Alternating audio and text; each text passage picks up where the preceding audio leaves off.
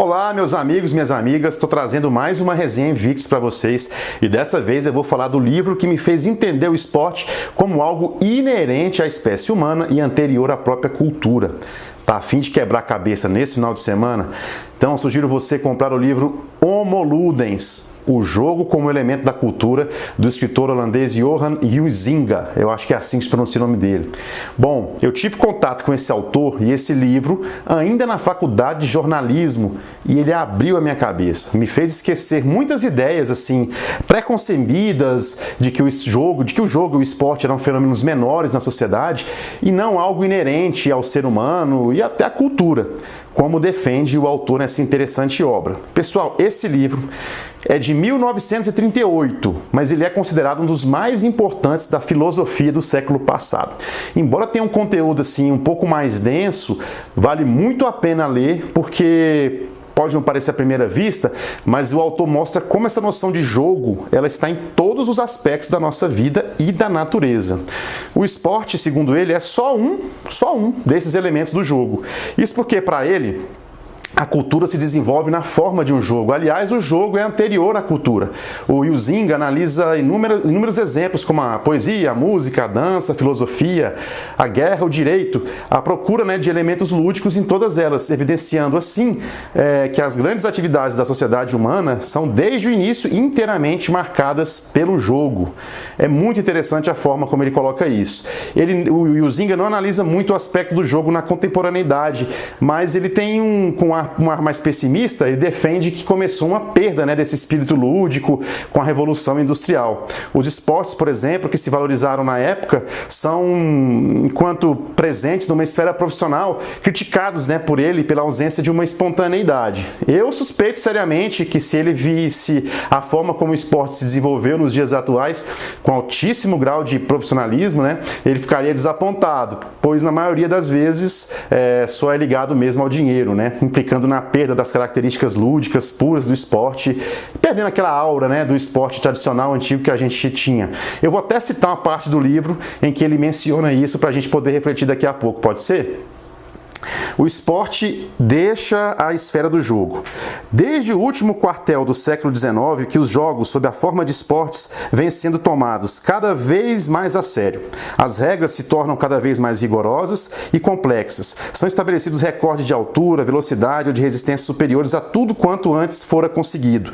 Todo mundo conhece as deliciosas gravuras da primeira metade do século XIX que mostram jogadores de cricket usando cartola. Esse contraste dispensa comentários. Eu já fiz um vídeo sobre isso na aula inaugural da Invictus, dizendo que o cricket, o nascimento do marketing esportivo, muitos ligam ao anuário do cricket, tá? Então, o cricket tem muito a ver com o nascimento do marketing esportivo, está aqui uma prova nesse excerto do livro. Ora, a sistematização e regulamentação cada vez maior do esporte implica a perda de uma parte das características lúdicas mais puras. Isso se manifesta nitidamente na distinção oficial entre amadores e profissionais, entre parênteses, ou cavalheiros jogadores, como já foi hábito dizer-se, fecha aspas, que implica uma separação entre aqueles para quem o jogo já não é o jogo e os outros, os quais, por sua vez, são considerados superiores, apesar da sua competência inferior.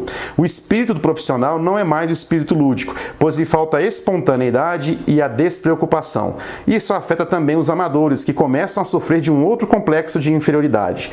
Uns e outros vão levando o esporte cada vez mais longe para a esfera lúdica propriamente dita, a ponto de transformá-lo numa coisa sui generis, que nem é jogo, nem é seriedade. O esporte ocupa na vida social moderna um lugar que ao mesmo tempo acompanha o processo cultural e dele está separado, ao passo que nas civilizações arcaicas as grandes competições sempre fizeram parte das grandes festas, sendo indispensáveis para a saúde e felicidade dos que nelas participavam. Essa ligação com o ritual foi completamente eliminada. O esporte se tornou profano, foi dessacralizado, sob todos os aspectos, e deixou de possuir qualquer ligação orgânica com a estrutura da sociedade, sobretudo quando é de iniciativa governamental. A capacidade das técnicas sociais modernas para organizar manifestações de massa com o máximo de efeito exterior no domínio do atletismo não impediu que nem as Olimpíadas, nem o esporte organizado das universidades norte-americanas, nem os campeonatos internacionais tenham contribuído o mínimo que fosse para levar o esporte ao nível de uma atividade culturalmente criadora. Seja qual for sua importância para os jogadores e os espectadores, ele é sempre estéril, pois nele o velho fator lúdico sofreu uma atrofia quase completa. Provavelmente essa opinião seja contrária à atitude popular atualmente dominante, segundo a qual o esporte constitui a apoteose do elemento lúdico em nossa civilização. Acontece que essa atitude popular está errada. E outro exemplo da tendência fatal para o excesso de seriedade são os jogos não atléticos, baseados no cálculo, como o xadrez e os jogos de cartas. Pessoal, concorde ou não com essa visão do Johnny Huizinga, que eu acho um pouco pessimista, né? Eu particularmente tenho também as minhas dúvidas quanto ao exagero que ele coloca aqui, mas por que é importante você analisar uma obra? Para você entender o seu aspecto histórico. Muita coisa do que ele diz aqui tem tudo a ver com o que a gente vive na nossa vida atual. A ideia de que o jogo ele perpassa todos os cenários da nossa vida. O jogo não é uma dependência do esporte, e sim o esporte é um tipo de jogo. Então o jeito que ele vai concatenando faz todo um aspecto histórico. A pesquisa que ele faz mostra primeiro como era a carga do tempo daquela época dele, quando o esporte estava começando a se profissionalizar, e como alguns atores viam os pontos negativos dessa profissionalização. É evidente que nós temos mesmo os pontos negativos, né? Como jogadores que só jogam pelo dinheiro, aquela ideia do atleta com amor à camisa, ou amor à modalidade esportiva, isso é cada vez mais raro mesmo. Nesse ponto, o Johan Huizinga tem razão, né? Um outro aspecto também do esporte como consumo, né? Que é a crítica maior que ele faz aqui.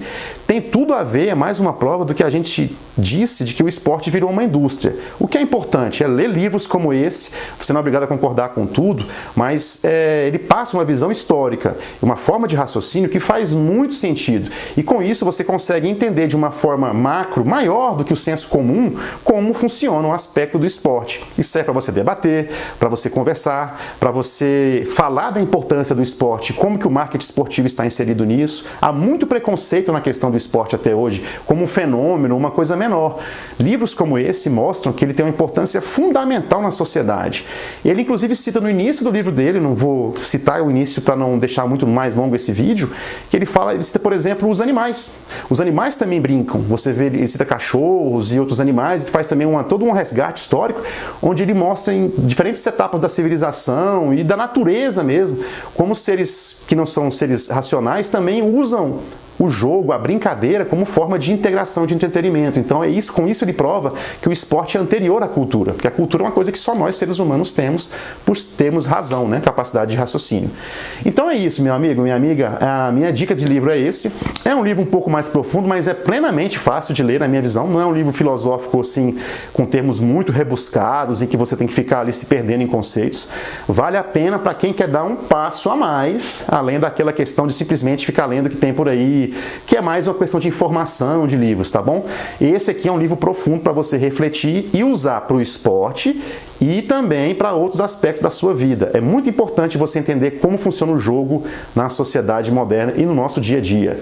Então, vou ficando por aqui. Eu desejo a você um excelente final de semana e vou finalizar com o nosso tradicional bordão, né? Que eu digo que é mais uma mensagem. Agradeça a todos os seus deuses pela sua alma indomável. Você é o capitão da sua alma. Você é o senhor do seu destino. Um abraço e até a próxima.